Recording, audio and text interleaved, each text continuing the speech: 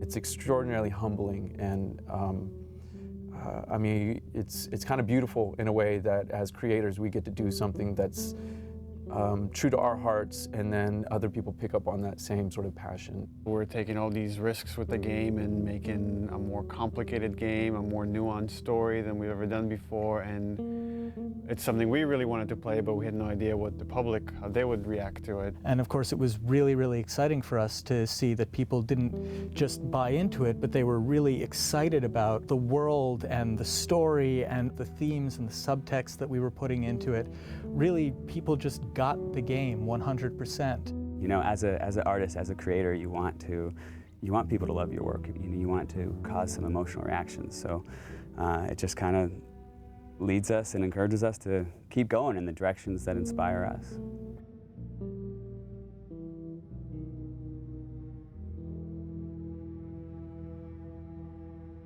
The Last of Us: American Dreams, the graphic novel we released through Dark Horse, co-created by Faith Erin Hicks, the co-writer and amazing artist on that comic book. And it introduces the character of Riley. And in it we get to see kind of Ellie coming out of her shell, and she starts taking on these attributes from Riley, but it's the first day they meet. And it became really interesting to us to say, okay, months later, after these two have become best friends, and they've had this falling out, where does that relationship go? In discussing ideas, it's like, what if we got to play through that kind of relationship? What if we saw that relationship? And it gives us an opportunity to test out various mechanics and storytelling ideas that maybe we couldn't test on the scale of the full game, but doing it in a smaller time frame allows us to try out these ideas and say, okay, that's interesting. How did that work? The comic book was kind of a great way to see a little bit of what Ellie and Riley's relationship was. So when we set out to design the world, we already had a point of reference that there had already been some great work done just in terms of some of the visuals and some of the language between Riley and Ellie. I think we had a sound story pretty early on that we felt was compelling enough to okay, that justifies us moving forward with the idea of single-player DLC. Now you have a team of some burnt out, frazzled people that you're trying to say, like, okay guys, let's go again. Can we do it again? And that's a lot. That's a lot to ask of anybody after 3.5 years of grind. We kind of right away knew we wanted to focus on Ellie. We wanted to tell a little bit more about who she was before all this. We also felt like some people were wondering what happened in that time span between when Joel gets really injured and then you play as Ellie. And I felt like I wanted to meet Riley. Like I want to know her. I read a little bit from like the comics, and you kind of had this image in your head in the character, but you kind of really don't meet them until you start to see them. And once you get the actor in there, once you get these people, they really start to come out. All this time I thought you were dead. Yeah. It was interesting sort of this time around to be with someone new. When Yanni came in during casting, I was like, that's totally who I saw in the comic book. That's totally her, that's totally who I heard. You need to cast her.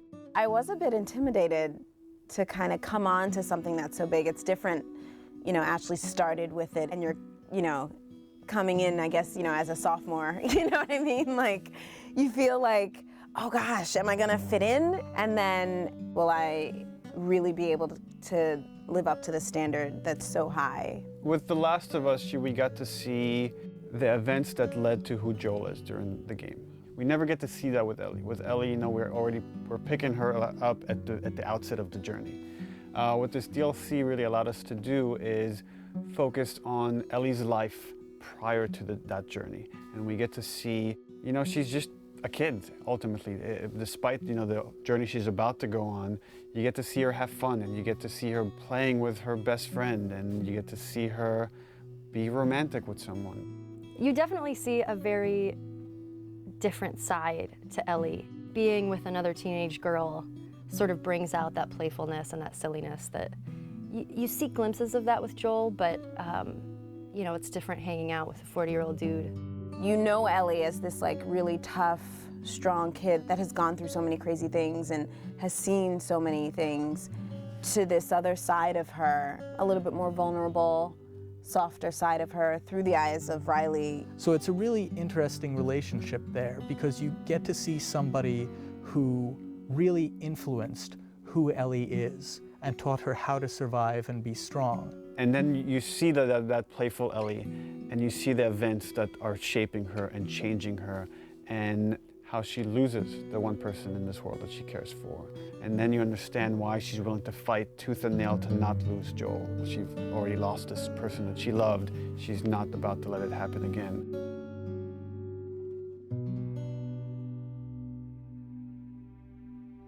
There was a lot of gameplay where we kind of challenge ourselves to say, okay, how do we add tension? How do we add core mechanics to two teenage girls that have snuck out of this military dorm and are being playful at the mall? There are large portions where there is no combat, where we're really focusing on the narrative connection between you and an allied character. What's really important to us is how we parallel the player's emotional experience in the characters and vice versa. We want you to always be feeling the way that the characters are feeling. The fuck are you looking at? We look at contrast a lot whenever we're trying to create pacing of things. And you can't have your lights without your darks, your highs without your lows.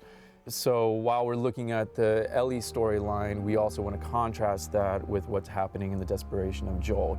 So the combat is kind of an extension of the obstacles, the barriers inside of her way that she needs to overcome. Something new we wanted to do with the combat this time was we introduced David's people, sort of the cannibals in the university. By pulling David's crew into the mall, we also thought it would be intriguing to create some new technology where we had the infected fight the humans. We developed a number of setups, combat setups, during the DLC where the player has the opportunity to pit those two sides against each other. And for us, this was really interesting because this allows you to use one faction as a weapon against the other. Now you're able to use these distractions almost as bait or as lures. So that creates this whole new way to think about a combat space and to think about ways that you move around. But it still drives home that idea that it's a desperate world and you're trying to survive in it. The main themes that we're playing with, I think, are love and loss and, on some level, devotion. What lengths do you go to protect the ones that you care about? If you never know if you're going to die tomorrow, in the next hour, in the next few minutes, every moment spent with those you love is a moment to cherish.